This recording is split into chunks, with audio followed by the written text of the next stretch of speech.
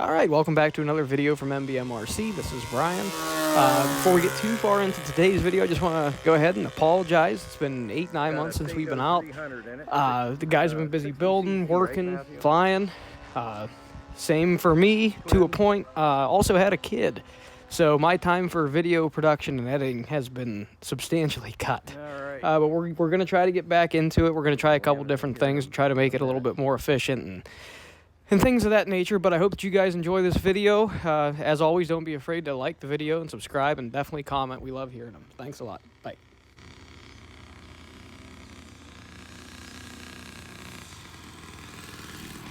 Welcome back to another video from MBMRC. I'm Matt. I'm Marty.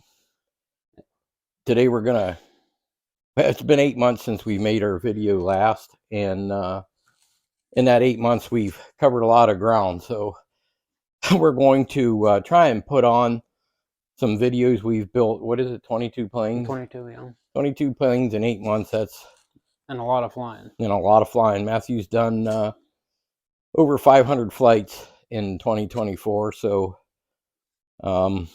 yeah, we've got a lot to go over. We're going to go through a list of what we've built in that interim of the last 8 months. And the first one that we built since we did our last video there was just a scaled up version of, if you remember, the corkscrew 20. Was it the corkscrew 20 or 25? Yeah. It was done by Stu Richmond. It's just a scaled up version. He didn't do the scaled up version. I forget what the guy's name was. Yeah, it was. But you can look it up on OutterZone. They have the plan there for it. And Balsa Workbench has the short kit for it. Next was the Eureka Aircraft Ugly Stick 60. It was a full kit I got. It was a foam core wing, real easy build. It had what did I put in it? I got a Super Tiger 75. Yeah. And that pulls it really good. I started out with a Sato Twin 80, and that thing was gutless for that plane. It looked cool. Yeah, it did. Next was the third scale SIG Spacewalker, which I have a Sato 300 Twin in that. Yeah, and I want to make a correction because we're going to actually put that video up. And in the video, I state that it's a 60cc Twin 300, and that's not correct. It's a 50cc. Yeah, it's 3 cubic inch, so it's 50cc. So in the video, I do mention it's 60. Bear in mind, it's only 50. But it took Matthew and I quite a while to do the third scale Spacewalker. That was one that we don't typically build scale. No. And we wanted to take our time with it, and that one actually took us quite a bit of time to do. Next was, he built a Bingo 60. Yours was from the short kit? Mm-hmm, short kit from Balsa Workbench. And we did, he built a Bingo 60. I did the Big Bingo from Laser Design Services. They're out of Texas. That was a short kit. We did the Big Bingo, Bingo 40, which I did from the original Ace kit off of eBay. And we did a bunch of other Doc Matthews Ace kits. We did a bunch of the 440s. Did 420, 460, the 4120 bite. What else we got here? We got the DC. We have the footage of that. And that'll be another video that we're putting up here probably today. We go into pretty good explanation at the end of that video about the plane. But the side note I'll add to it, I had built that airplane prior to this one, and on mine I had problems with the tail section. He made it out of 3/8 stick, and it actually snapped on mine. So what we did to upgrade it a little bit is we changed it to, we made it out of 1/4 inch sticks and sheeted it with 16. So it still maintained its 3/8, but it also made it a lot stronger. So that was one of the small modifications. I think that's the only mod we made on that. That was a solid foam core. He did like that lattice. Oh, yeah, he did. Yeah, our wing was solid foam core. He cut a bunch of lightning holes in his, and we did not do that. And that's a fully sheeted wing, so it's strong. Let's see what else we got here. We got the Nix Zeri Ringmaster 40. can't really find a whole lot on that plane, so I think will probably be the only one that's on YouTube. Where did I get the plan for that? That was Air Age Store. Air Age Store, yeah. It's the only place you could find a plan for it. And that plane turned out to be phenomenal. Yeah, it's not... it's a plane to get used to, but once you're used to it, I mean, that thing's just... that you can do regular flat spins with it, inverted flat spins. I got a Super Tiger Bluehead 40 in now, and it's really good power for it. So a K&B 40 would be good for it. Any light, small 40 would be perfect power for that. The thing will do flat spins inverted right side up. It'll do anything and everything. Yeah. He put a little Tasmanian devil on the back. So whenever we actually do the video on that one, you'll see.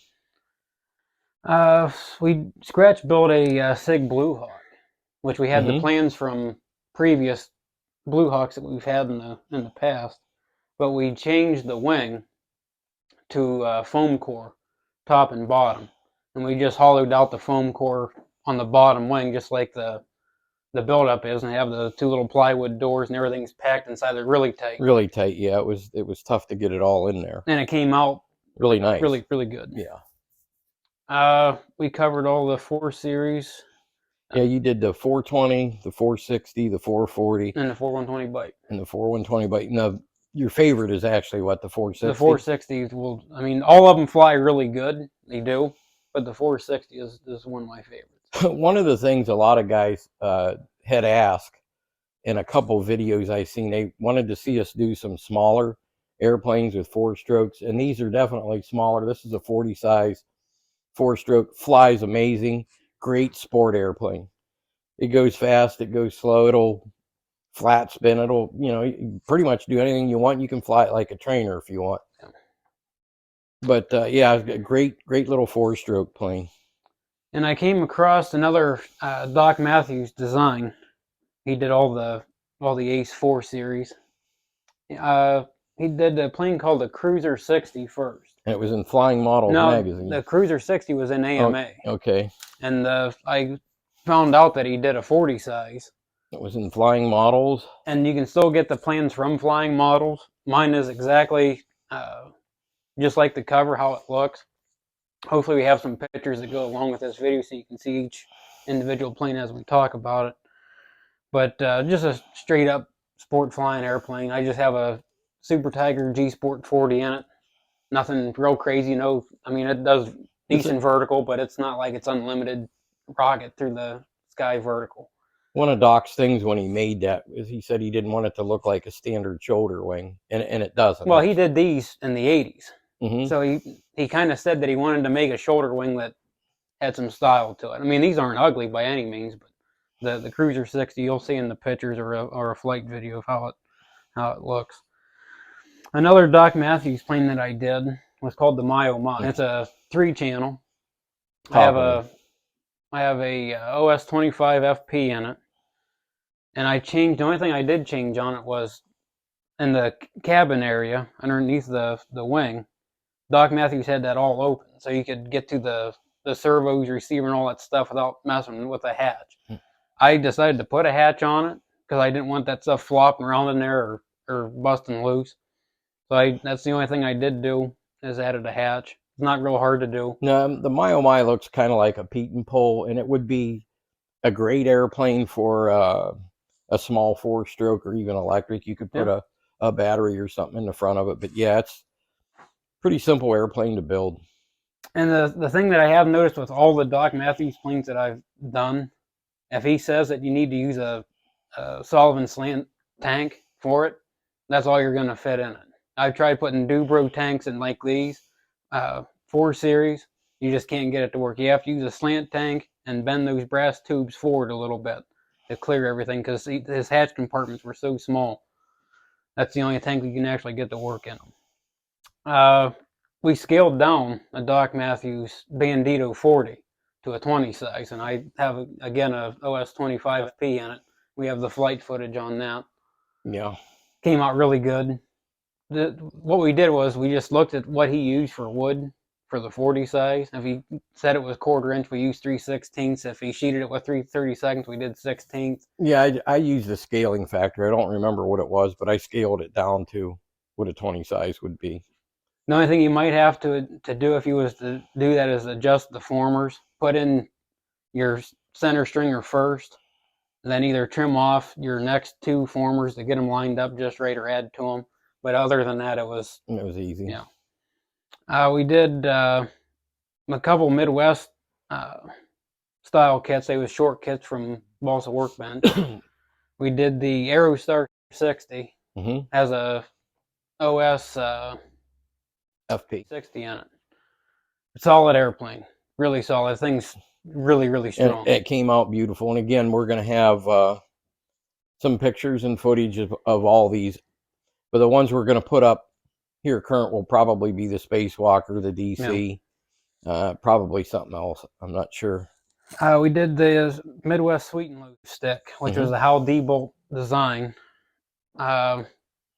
Really easy plane to build. I mean, you could build that thing in a week. And again, all framed up and covered. That came from Balsa Workbench. Most all these short kits that we do come from Balsa Workbench, and Rob Reynolds does a tremendous job. He's really quick at getting them out to you, and the parts are all cut. We've never had a problem with any of them. No. Everything fits exactly the way it's supposed to. And we did a couple, what was the guy's name that designed these? George Jennings. That's right. He did this Negotiator, which hasn't been flown yet. That's a solid built Sportster style looking airplane. It's actually built more for like a 60. And we modified this a little bit, you know. The canopy on this wasn't supposed to be like this. This is actually a Super Sportster 60 canopy. He designed it to have just like a little windscreen right here, which was kind of boxy. I took that off and filmed that. And the other thing that he did was all this was all block balsa up here, but he didn't decide to shape it to anything. So I put a spinner on there, made a spinner ring, and brought that nose into a nice little point there, which made it look a lot better. Right. The one he did, the whole front was real blocky. Yeah. It looked, really square and blocky. This one. My thing is, if you have that much balsa wood up front, you may as well use it. You may as well shape it down to make it look good. But other than that, everything else was stock to what was on the plane. Very, very strong airplane. Yeah. Like I said, it's more built for a 60 size, but it's the weight of a 40. Right. 2 more planes that we did. It's the same plane. It's called the Miss Vintage. Are you getting one? I'm gonna grab one. The Miss Vintage was pretty much entirely built out of hardwood. It was all like basswood. It was the tail feathers were wrapped around a template, wetted down wood, brushed with wood glue, and wrapped around the template and pin it. The rudder and the elevator were done that way. This was all just open stick. Put some stain on it, some clear. It's push-pull cables. Or pull. Yeah, pull cables. And we just used elastic, like roping for the center braces. They really don't do anything. It's just more of a scale-looking 1/8-inch wire gear. It was made the way he wanted it made. Got the little rubber band block in there. We opted not to cover these in solid color because we wanted to kind of show off the framework of this plane because it is really beautiful. And this was a short kit from Rob Reynolds. The nice thing with it was it has all these little gussets that go on each spot. I don't know if you can get this over there. Rob cut all those out on the laser, and when they're put on and glued in place and stained, really adds to how the plane looks. And the pull cables on the inside of it give it that old, 1920s kind of look. And those little triangle pieces act as gussets, and they go over the glue joints for the stick, so it actually makes it stronger. And these are, I actually put a old OS 1981 40 4-stroke in mine, and Matthews has got a 26 Surpass. Yeah, I think both of them will fly really good on either engine choice. These could be built with either 3-channel or 4-channel. We opted to go 3 because this isn't a plane I don't think that's going to be an extremely aerobatic airplane. So we opted to go with just 3-channel. cruise around, make it look cool in the air. I'll show them yours real quick. This one here is Matthew's. This is the green one. Done pretty much exactly the same way. And plenty of room in the fuselage for all your servo gear and fuel tank and all that. It's got quite a bit of room on the inside. That little 26 Surpass will pull that around all day long. It's a pretty light airplane. Ours actually came in underweight. And this here was our second to last build that we did. This is called the Mickey Mouse thing. It was an RCM. That's like a P-51 Reno racer style plane. If you like the shape balsa, this would be a good plane for you, because this here is just all big block balsa shaping. It's got an OS-55AX in it, 13.6 prop. The OS muffler didn't clear through here, so we put a Super Tiger header and pipe on it, which fit. You had to drill out the header pipe just a little bit to get the bolts to line up, but didn't mutilate the header pipe or anything. Wings foam core, it's sheeted solid. And what I do with foam cores when I'm doing solid sheeting on them, rather than trying to mess with hot glue and do that, I make the wing skin. I cover it with a light coat of very slow drying epoxy and put the skin on it. I put them in a vacuum bag and obviously put it under vacuum, let it set for about 12 hours, and you have a perfect the stabilizer is foam core too. Yeah, the stabilizer is also foam core. The only thing that I changed on it was, you'll notice that the tail wheel isn't in the normal spot for an airplane. It's moved up just like the P-51s were. This was all just sheeted across there. I put a hatch in just in case like a set screw was to loosen up or something. I can get in there and get that, because how that is it's on a there's two rods. One of them is going to like a steerable nose gear, which is for the tail wheel, and then the other rod passes through and goes to the rudder. So I wanted to make sure I had access to get to that if I had to, which was the only change that I did to it. But it was, this plane took us some time. Yeah. It wasn't like it was an extremely hard build. It was a lot of shaping, a lot of dust. And it came out weight-wise well within spec. And I had this plane years ago, and we built it from that plan. It was a Bob Razak was the designer, and mine unfortunately had a dead stick, had an inferior engine in it, and it went in. Because it's not, obviously, as you can see, it's not a glider. And our latest build we did is, I'll grab it there. It's called the Big Easy. Those planes are on Outer Zone as well.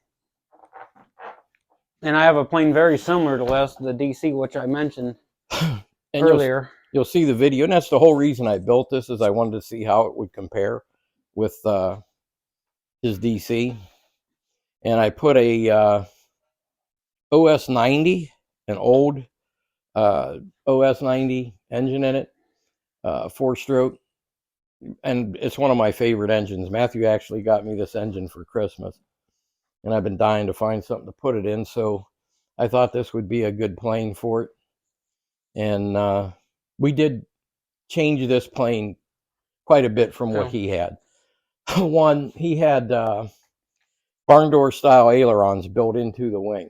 I lengthened the wing core by 1.5 inches, and I added the ailerons to the back of the trailing edge, which gives me more wing chord, and it also increased the wing area. So it should have a little bit lighter wing loading. The weight came out a little under his. And the other thing we changed was he had a foam core stabilizer that had an airfoil shape to it. We opted for simplicity, just to go with 3/8 inch sheeting in his same pattern. Yeah. And we put 3/8 rudder on it. And those were the major changes to it. And Matthew added a hatch in the front. Yeah, if you decide to build this and you're putting the 4-stroke in, it has the carburetor on the left side and you can't move it. The best thing you can do is put a hatch in there. You can get to your fuel tank, and the carburetor linkage will be right in this area here. You can get to it real easy. Very simple. But yeah, he mounted his engine in a 45. He had a Super Tiger. But even if he was a side mount, there would still be plenty of room to get your exhaust or whatever through there. And a lot of people don't understand the different ways of mounting an engine. And the reason for a 45 is because the vibration would be in a 45-degree angle. So none of the hinge lines are actually, shaking or vibrating in that angle. When you side mount, obviously your vibration is side to side. So the only hinge line really affected is the rudder. Mounting an engine straight up and down or vertical or upside down creates vibration in this direction, causing, it can cause hinges to fail. So that's the mounting. Speaking of old 4-strokes, we took out the Sato 56 out of my Telemaster, which I think we have video of that flying with the 56. Took that out and I put an Open Rocker 60 OS in it, which there's not a whole lot of videos of that engine in action on YouTube. Yeah, you'll see a lot of videos of the old Open Rocker, and they're generally on somebody's bench running. I want to do a video. In fact, I have video of the Open Rocker in Matthew's Telemaster, and it's a beautiful engine. Just idles and runs all day long without a hiccup. What else? We got, we built a couple Super Sportster 20s too. Yep, again, get some video. There's amazing little airplane. You build we're over our 22. We're already expanding here, but we built a little junior Telemaster. Yeah. I have, what did I put in that for an engine? It's got a Surpass 26. Yeah. Perfect engine for it. I had an old Super Tiger G2023. Yeah. And it flew it. But it was reliable. But the 26 Surpass is a better choice for that plane. So we have a lot of videos and things that we're going to try to catch you back up on. And anybody that wants to see any of these, and if you had one that you're kind of looking at and want to see it, we'll try and get it up. But we're going to do the Spacewalker, the DC, and probably another, because I did take a lot of videos throughout the summer. So we'll get some of these up and going, and we'll go from there. Yeah. Thanks a lot. Yeah, thanks.